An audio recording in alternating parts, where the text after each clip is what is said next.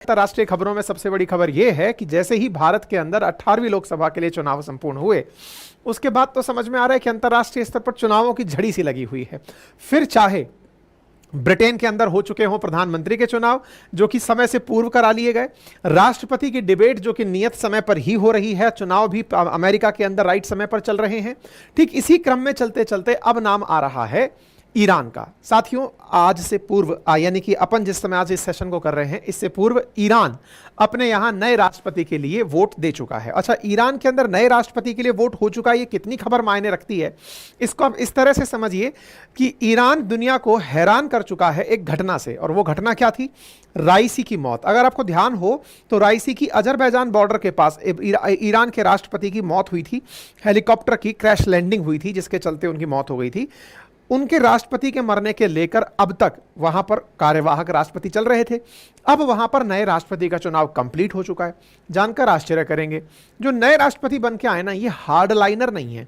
Hard liner नहीं है से मतलब इस तरह से समझिए कि इनका इंक्लिनेशन टुवर्ड्स वेस्ट है, यानी पश्चिमी देशों की तरफ इनका झुकाव है, और ये चाहते हैं कि पश्चिम के साथ संबंध इनके अच्छे हों, नंबर एक। और दूसरा, जिस हिजाब के चलते पूरा ईरान सुर्खियों में था, उस हिजाब को लेकर के भी इनका रवैया नर्म है, और इनका कहना है कि ये हिजाब को मैंडेटरी नहीं छोड़ेंगे, उसके बिना ही, यानी कि जिसको हिजाब चाहिए वो हिजाब पहने, जिसको नहीं पहनना है वो अपनी मर्जी से उसका त्याग कर सकता है। ये दो तरह के प्रचार करके ये चुनावों में आते हैं, चुनाव जीतते हैं और राष्ट्रपति पद पर अब आसीन होने वाले हैं। इसका मतलब यह हुआ कि कुल मिलाकर के ईरान के अंदर राष्ट्रपति चुनाव इस घटना से प्रेरित थे, जहां पर ईरान के जो राष्ट्रपति थे उनकी मौत हुई थी। ठीक है ना, ईरानियन राष्ट्रपति की हेलीकॉप्टर क्रैश से मौत हुई थी, जिसके साथ साथ उनके कई और मंत्री साथी भी इसमें मारे गए थे। इजराइल और अमेरिका का नाम आया था। हालांकि इजराइल ने साफ मना किया था कि भाई इस हरकत के पीछे हम नहीं हैं। चूंकि राष्ट्रपति का पद खाली हो गया था, तो यहां पर राष्ट्रपति के चुनाव हुए और रिफॉर्मिस्ट कैंडिडेट मसूद पेजेश्कियान ये फिलहाल के लिए ईरान के राष्ट्रपति का चुनाव जीत चुके हैं। तो यानी ईरान को भी अब नया राष्ट्रपति मिल गया। तो अब देखिए, अंतरराष्ट्रीय स्तर पर ब्रिटेन को नया प्रधानमंत्री मिल गया है, अंतरराष्ट्रीय स्तर पर ईरान को अपना नया राष्ट्रपति मिल गया है, जिनका नाम है मसूद पेजेश्कियान।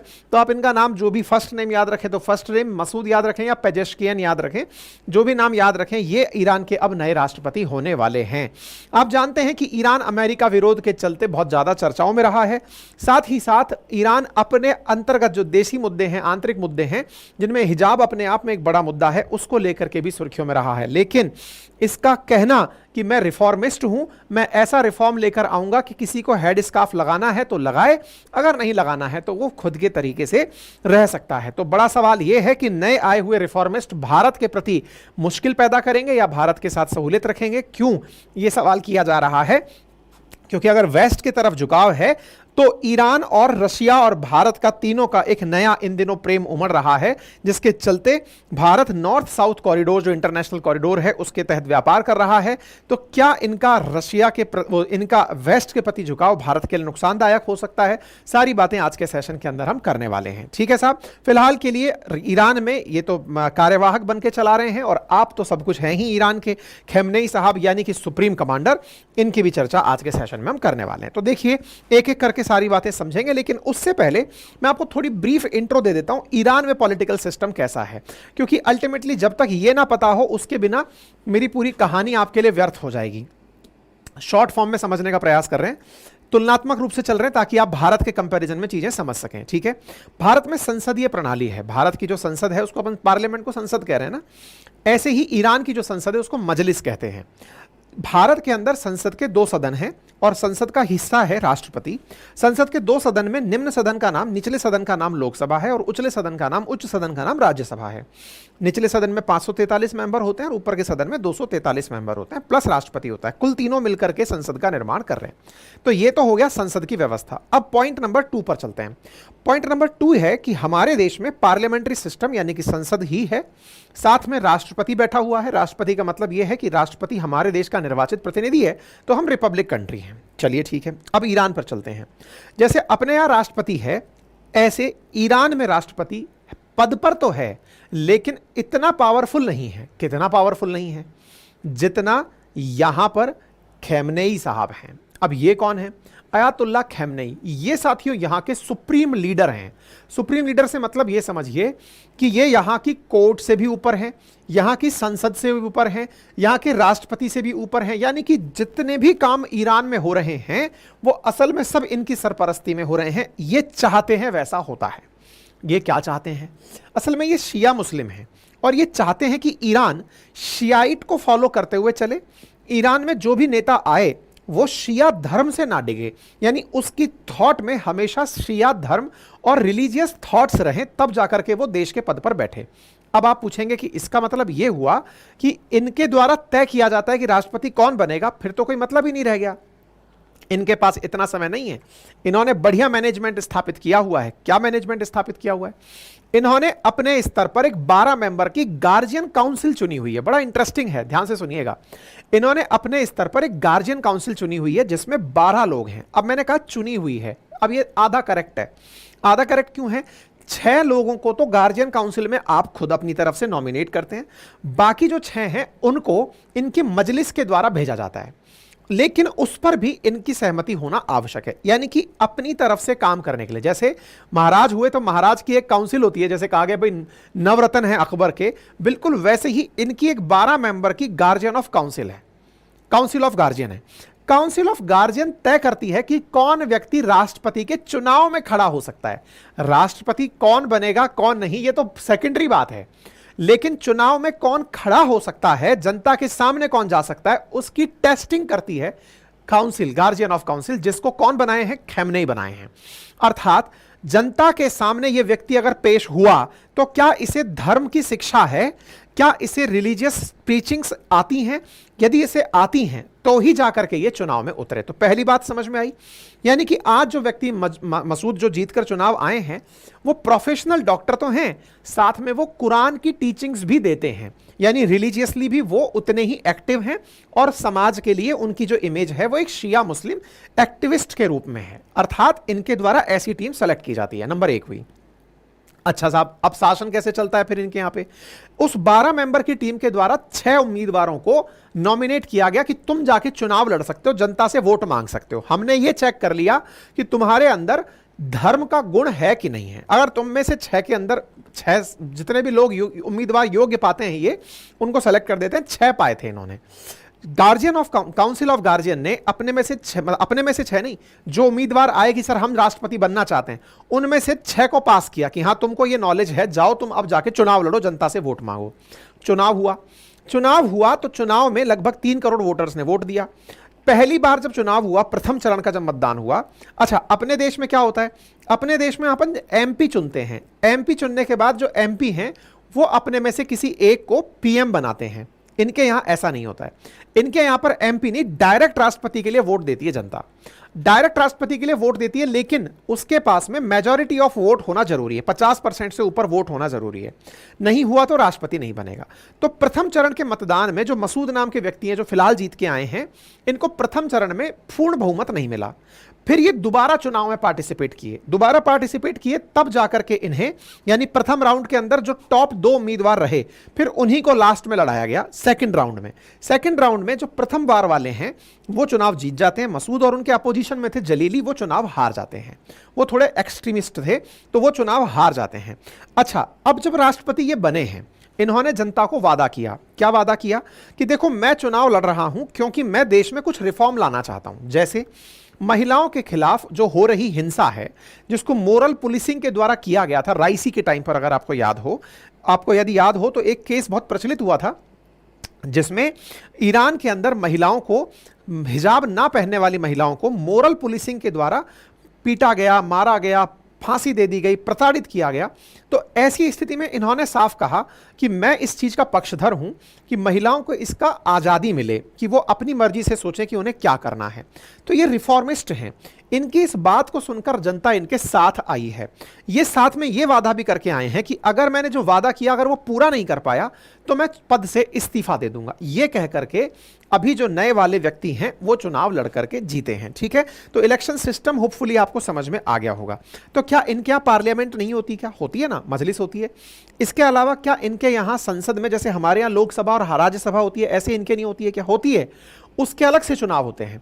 उनके यहां पर 290, जैसे अपने यहां पर लोकसभा में सांसद हैं, ऐसे इनके यहां मजलिस में सांसद होते हैं, पार्लियामेंट में, ठीक है। क्या इनके यहां अपोजिशन नहीं होता है क्या? नहीं, इनके यहां अपोजिशन नहीं होता है, यानी कि सिंगल पार्टी शासन है, पार्टी है ही नहीं हो, कहिए आप।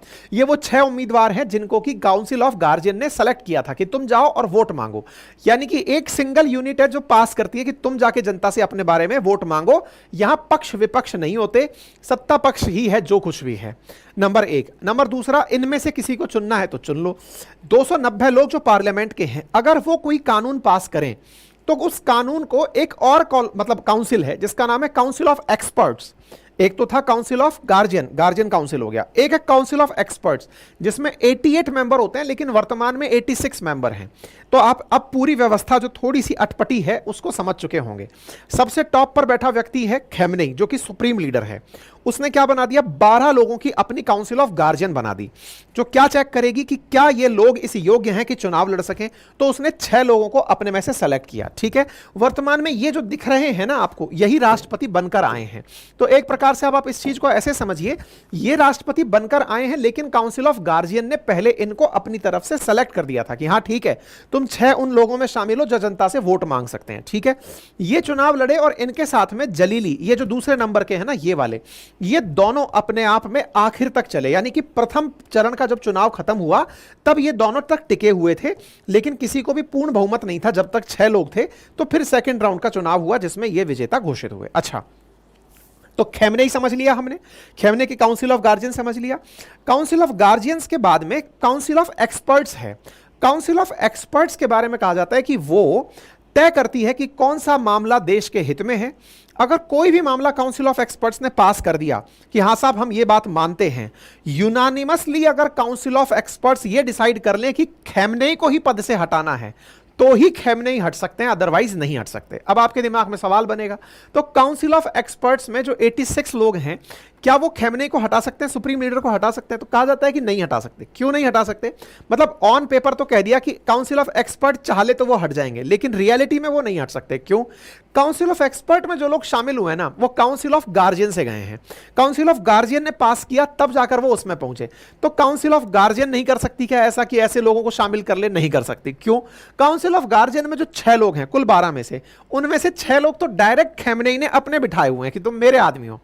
6 लोग जो काउंसिल ऑफ एक्सपर्ट से यहां पहुंचे हुए हैं, वो लोग फिर अपने खिलाफ किसी आदमी को कैसे आने देंगे? यानी कि पूरा खैमनेई ने अपने लिए ताना बाना बुना हुआ है। कुल मिलाकर यह समझिए कि ईरान में जो कुछ भी हैं वो धार्मिक लीडर, सुप्रीम लीडर खैमनेई हैं, बाकी तो फिर जनता को अंगेज करने के लिए किए गए काम हैं। तो उम्मीद है कि अब आपको यह समझ में आ जाए। तो ये आप सबसे महान धार्मिक नेता हैं ईरान के, यही सब कुछ डिसाइड करते हैं, इन्हीं के इशारों पर पूरा ईरान चलता है। इन्हीं के ही मतलब बहुत करीबी थे जो रईसी थे, जो कि हेलीकॉप्टर क्रैश में चले गए। उसके बाद में अब यहां पर चुनाव होता है और नए राष्ट्रपति बनकर आते हैं। अब न्यूज बनती है इनके बारे में कि reformist law maker Masoud Pezeshkian Iran के प्रेसिडेंट बन चुके हैं या प्रेसिडेंशियल वोट चुनाव जीत चुके हैं। इन्होंने 30 लाख वोटों से जलीली को हराया, 3 करोड़ वोटों ने मतदान किया। ये सारी बातें इसके अंदर बन गई। कुल आबादी जो है ना वो ईरान की लगभग 8.25 करोड़ के आसपास आबादी है। और इस तरह के यहां पर नंबर्स निकल करके आए। पहले चरण में ये सब बातें अब मैं आप लोगों को बता चुका हूं। ठीक है साहब, यहां तक सारी बातें हो गई, सारी बातें मैंने आपको समझा दी, 290 नंबर की सीटें भी समझा दी। अच्छा, इनके बारे में इतिहास बताते हैं कि इनकी पत्नी और बेटी की मौत हो गई थी, उसके बाद आप राजनीति के अंदर एंट्री किए थे। आप पहले भी राजनीति में रह चुके हैं, लंबे समय से राजनीति कर रहे हैं, पहले भी सांसद रह चुके हैं। इनके द्वारा मतलब ये थोड़े से मॉडरेट इसलिए माने जाते हैं कि सलमान रुश्दी करके एक इंडियन ओरिजिन के पत्रकार थे जिन्होंने कभी बहुत ही आपत्तिजनक टिप्पणी कर दी थी इस्लाम को लेकर के, तो उनके खिलाफ ईरान में फतवा जारी हुआ था। उस फतवे को हटवाने वाले लोगों में ये थे। तो ये माना जाता है कि ये थोड़े से मॉडर्न ख्यालातों के हैं, यानी कि लोगों को मानवता की दृष्टि से ट्रीट करने के लिए जाने जाते हैं, इसलिए इनको रिफॉर्मिस्ट नाम से जाना जा रहा है। ठीक है साहब, तो फिलहाल यहां पर चुनाव होते हैं और चुनाव होने के बाद में यहां के चुनाव परिणाम इस बात की उम्मीद लेकर आते हैं कि यहां पर आने वाले समय में महिलाओं को हिजाब से मुक्ति मिलेगी। ऐसा क्यों? क्योंकि असल में ईरान के अंदर एक नियम बनाया हुआ है, जिसका अर्थ ईरान का अंदर एक नियम बनाया हुआ है कि अगर कोई महिला सार्वजनिक स्थान पर बिना हिजाब यानी कि बिना हैंड स्कार्फ रखे हुए बाहर निकलती है तो फिर उसको रोकने के लिए पुलिस की व्यवस्था है। और वो पुलिस उसके साथ में पनिशमेंट दे सकती है। उस पुलिस का नाम यहां पर मॉरलिटी पुलिस किया हुआ है। और ये जो मॉरलिटी पुलिस है ना, ये मॉरलिटी पुलिस प्रॉपर तरीके से गश्त ए इरशाद नाम से एक प्रकार की पुलिसिंग करती है। और उसका अर्थ यह है कि ये पूरी तैयारी करेगी कि अगर कोई भी व्यक्ति कोई ऐसी हरकत कर रहा है जिसकी वजह से इस्लामिक मान्यताओं को चुनौती मिल रही है, तो उन्हें यह पनिशमेंट देगी। जब इनके देश में कुछ ऐसा ही हुआ तो महसा अमीनी नाम की एक महिला, जो कि आज से 2 साल पहले, उसने स्कार्फ को आधा बांध करके रखा हुआ था। इस तरह से इसके स्कार्फ के बांधे होने पर मोरल पुलिसिंग के द्वारा जब इसे जबरन पूरा सिर बांधने के लिए कहा गया, तो इसने कहा कि ये मेरी खुद की पसंद होनी चाहिए। इसकी इस तरह की बहस ने ईरान में एक माहौल पैदा किया। बहुत सी महिलाएं इसके समर्थन में आने लगी।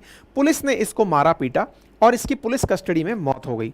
इसके चलते ईरान में जबरदस्त प्रोटेस्ट हुए। इतने प्रोटेस्ट हुए कि उस प्रोटेस्ट के परिणाम स्वरूप अमेरिका जैसे देशों में एक बड़ा मुद्दा बन गया। इस प्रोटेस्ट में यह कहा गया कि कोई महिला और महिलाओं ने अपने हैंड स्कार्फ उतार उतार के फेंक दिए, जला दिए, अपने स्कार्फ जला दिए। और महिलाओं ने यह कहा कि महसा अमीनी अपनी अभिव्यक्ति की आजादी के लिए मारी गई है। हालांकि ईरान ने अपनी तरफ से बहुत सख्तियां बरती। ऐसे ऐसे एआई सेंसिटिव कैमरे लगा दिए कि अगर कोई महिला हिजाब में नहीं है या फिर उसने स्कार्फ नहीं पहना हुआ है तो उन्हें पुलिस कैमरे से ही ट्रैक करके निकाल ले रही थी। हालात ये हुए कि अमेरिका और इनके बीच में काफी ज्यादा इस बात को लेकर के भी टकराव हुआ कि आप महिलाओं के साथ ऐसा क्यों कर सकते हैं। यूरोपियन यूनियन ने ईरान पर सैंक्शंस लगाए कि आप ऐसा क्यों कर सकते हैं। खैर कोई नहीं, ईरान ने अल्टीमेटली अपने इस नियम के चलते लगभग 229 लोगों को फांसी पर लटका दिया जो कि हिजाब नहीं पहन रहे थे। और ये ज्यादा पुरानी बात नहीं है, मात्र 1 साल पुरानी बात है, मतलब 7 महीने पहले पुरानी बात है। आप इससे अंदाजा लगाइए, ठीक है ना। और कम से कम 500 सिविलियंस मारे गए थे इस पूरी घटना में। हालात ये हुए कि ईरान से पढ़ी लिखी महिलाओं ने देश छोड़ना शुरू कर दिया।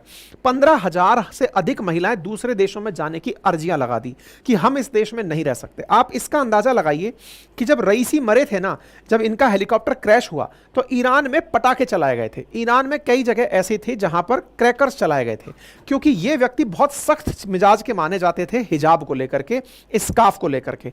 अब जब वो स्कार्फ की बात के ऊपर इन्होंने चुनाव लड़ा तो इन्होंने साफ साफ अपनी तरफ से यह कहा कि मैं इसे आपकी इच्छा पर छोड़ूंगा।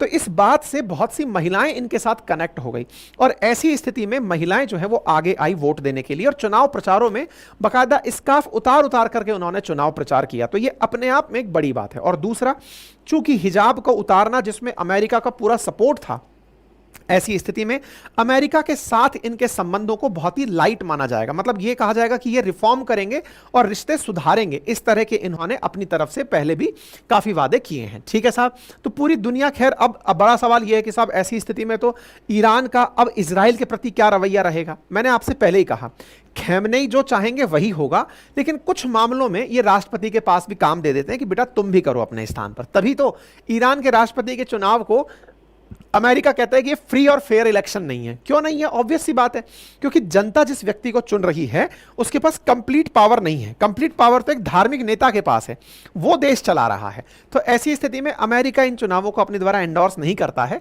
लेकिन फिर भी ईरान में जो व्यवस्था 1979 से चली आ रही है उसी व्यवस्था के तहत नए राष्ट्रपति बनकर आ चुके हैं।